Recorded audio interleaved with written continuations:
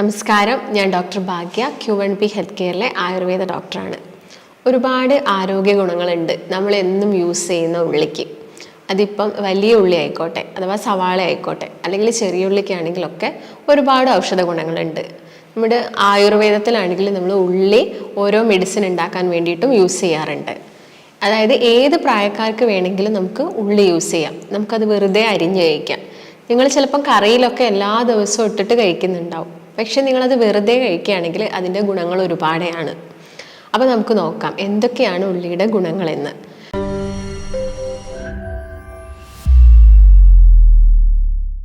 ഇതിൽ ഒരുപാട് വൈറ്റമിൻസും മിനറൽസും ഒക്കെ അടങ്ങിയിട്ടുണ്ട്. അതുപോലെ തന്നെ നല്ല ഫൈബർ റിച്ച് ആയിട്ടുള്ളൊരു ഔഷധം തന്നെയാണ് ഉള്ളി എന്ന് പറയുന്നത്. ഇപ്പം നിങ്ങൾക്ക് ഏത് ഫുഡിൻ്റെ കൂടെ വേണമെങ്കിലും നമുക്ക് ഉള്ളി മിക്സ് ചെയ്ത് കഴിക്കാം.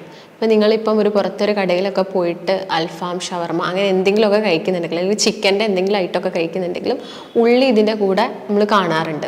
കാരണം എന്താണെങ്കിലും ചില ആളുകൾക്ക് ഈ നോൺ വെജ് ഒക്കെ കഴിക്കുന്ന സമയത്ത് കോൺസ്റ്റിപ്പേഷനോ അല്ലെങ്കിൽ മലബന്ധമൊക്കെ ഉണ്ടാകാനുള്ള ചാൻസ് കൂടുതലാണ്. നിങ്ങളിത് ഉള്ളിപ്പം ഇതിൻ്റെ കൂടെയുള്ള ഉള്ളി കഴിക്കുകയാണെങ്കിൽ ഇതിൽ ഒരുപാട് ഫൈബേഴ്സ് ഉള്ളതുകൊണ്ട് തന്നെ ഇങ്ങനെയുള്ള പ്രശ്നങ്ങളൊക്കെ കുറയ്ക്കാൻ വേണ്ടിയിട്ട് സഹായിക്കും. ഞാൻ നേരത്തെ പറഞ്ഞ പോലെ തന്നെ വൈറ്റമിൻ സിയും കാൽസ്യം ഒക്കെ റിച്ച് ആയിട്ടുണ്ട് ഉള്ളിയിൽ. അതുപോലെ തന്നെ ചില ആളുകൾ ഇത് പൗഡർ രൂപത്തിലൊക്കെ യൂസ് ചെയ്യാറുണ്ട്. പിന്നെ ഇതിൽ ക്യൂർസെറ്റ് എന്ന് പറഞ്ഞൊരു ഫ്ലാവനോയിഡ് ഉണ്ട്.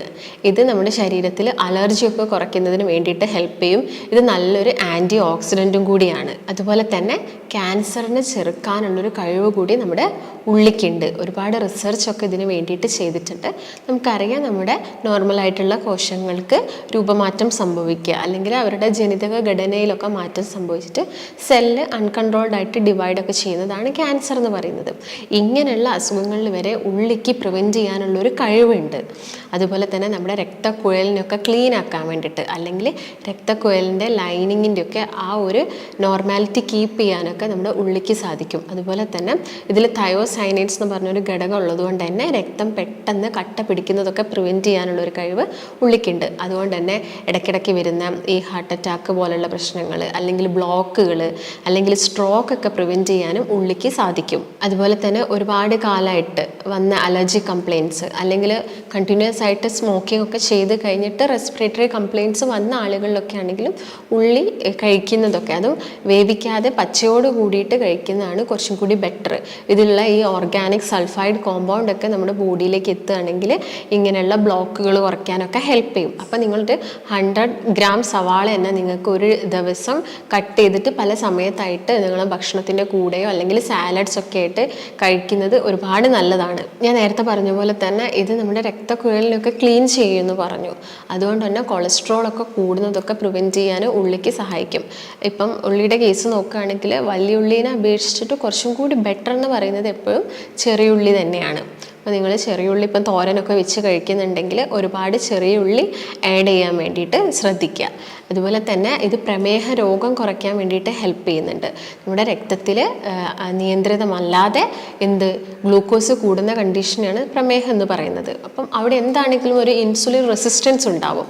അപ്പം ഇങ്ങനെയുള്ള ഈ ഒരു ഇൻസുലിൻ്റെ ആക്ടിവിറ്റി കൂട്ടാൻ വേണ്ടിയിട്ട്, അതുപോലെ തന്നെ ഗ്ലൈസീമിക് ഇൻഡെക്സ് ഒരുപാട് കുറഞ്ഞതുമാണ് ഉള്ളിയിൽ. അതുകൊണ്ട് തന്നെ പ്രമേഹമൊക്കെ പെട്ടെന്ന് കുറയ്ക്കാൻ വേണ്ടിയിട്ട് ഉള്ളി നമ്മളെ സഹായിക്കും. അതുപോലെ തന്നെ നമ്മുടെ ഇപ്പോൾ ഒരു ഹെയർ ഗ്രോത്തിനായിക്കോട്ടെ നമുക്ക് ഉള്ളി യൂസ് ചെയ്യാം. നമ്മളിപ്പോൾ ഇൻറ്റേർണലി കഴിക്കുകയാണെങ്കിലും നമുക്ക് ആ സ്കിന്നിലുള്ള ഒരു കൊളാജൻ വർദ്ധിപ്പിക്കാൻ വേണ്ടിയിട്ട്, അതുപോലെ തന്നെ ഹെയറിൽ കെരാറ്റിൻ കൂട്ടാനൊക്കെ വേണ്ടിയിട്ട് നമുക്ക് ഉള്ളി സഹായിക്കും. ഇപ്പം നിങ്ങൾക്ക് എക്സ്റ്റേണലി അപ്ലൈ ചെയ്യാൻ വേണ്ടിയിട്ടും നിങ്ങൾക്ക് ഉള്ളി യൂസ് ചെയ്യാവുന്നതാണ്. ഉള്ളിയിൽ അലിസിൻ കോമ്പൗണ്ട് ഉള്ളത് കൊണ്ടാണ് ഇത് നമ്മുടെ ശരീരത്തിൽ അനാവശ്യമായിട്ട് വരുന്ന ചീത്ത കൊഴുപ്പ് അല്ലെങ്കിൽ കൊളസ്ട്രോളിനെയൊക്കെ കുറയ്ക്കാൻ വേണ്ടിയിട്ട് സഹായിക്കുന്നത്. ഞാൻ നേരത്തെ പറഞ്ഞ പോലെ തന്നെ ശ്വാസകോശത്തിൻ്റെ ഒക്കെ ഒരു ഹെൽത്തിന് ഇത് നല്ലതെന്ന് പറഞ്ഞു. അതായത് മൂക്കിലും തൊണ്ടയിലും ശ്വാസകോശത്തിലൊക്കെ വരുന്ന ഈ മ്യൂക്കസ് മെംബ്രെയിനിൽ വരുന്ന ഇൻഫെക്ഷൻസ് കുറയ്ക്കാൻ വേണ്ടിയിട്ടാണ് ഉള്ളി സഹായിക്കുന്നത്.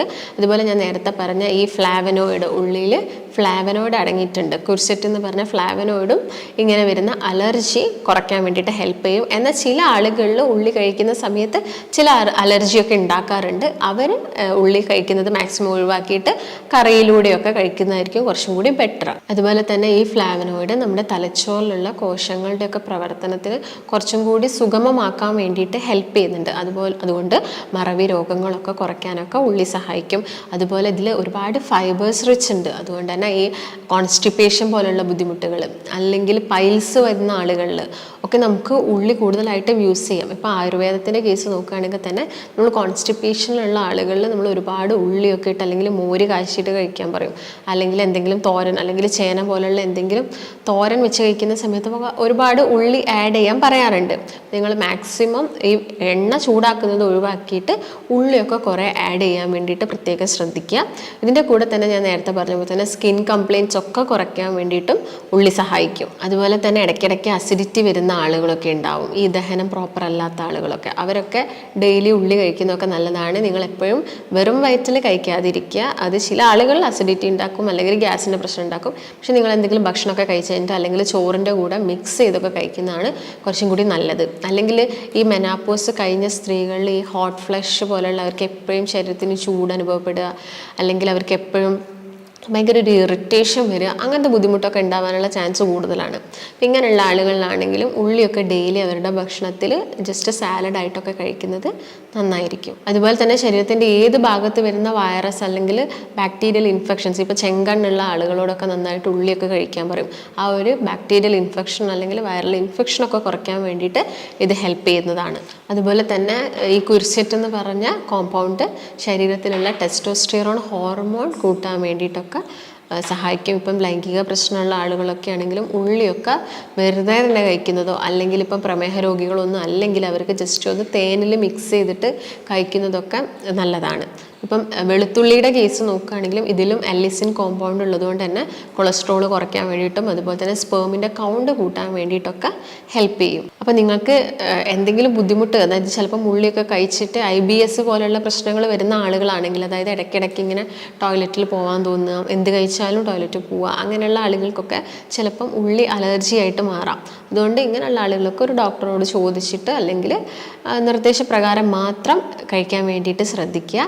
പിന്നെ നിങ്ങൾക്ക് ഡെയിലി ഇത് സാലഡ് ആക്കിയിട്ടോ അല്ലെങ്കിൽ ഡയറക്റ്റ് എടുത്ത് കഴിക്കുകയോ അല്ലെങ്കിൽ എന്തെങ്കിലും ഭക്ഷണത്തിൻ്റെ കൂടെ മിക്സ് ചെയ്ത് കഴിക്കുന്നതൊക്കെ ചെയ്യാം. അപ്പോൾ ഏത് പ്രായക്കാർക്കാണെങ്കിലും, ഇപ്പം കുട്ടികളുടെ കേസൊക്കെ നോക്കുകയാണെങ്കിൽ നിങ്ങൾക്ക് 1 വയസ്സ് കഴിഞ്ഞ കുഞ്ഞുങ്ങളൊക്കെ ആണെങ്കിലും അവർക്കും ഇടയ്ക്കൊക്കെ ഒരു ഉള്ളിയൊക്കെ കൊടുക്കുന്നതൊക്കെ അവരുടെ വയറ് ഇടയ്ക്കിടയ്ക്ക് വരുന്ന ഗ്യാസിൻ്റെ പ്രശ്നം അല്ലെങ്കിൽ കോൺസ്റ്റിപ്പേഷൻ പോലുള്ള പ്രശ്നങ്ങളൊക്കെ കുറയ്ക്കാൻ സഹായിക്കും. അപ്പോൾ നമുക്ക് മറ്റൊരു നല്ല ഹെൽത്ത് ടോപ്പിക്കുമായിട്ട് വീണ്ടും കാണാം.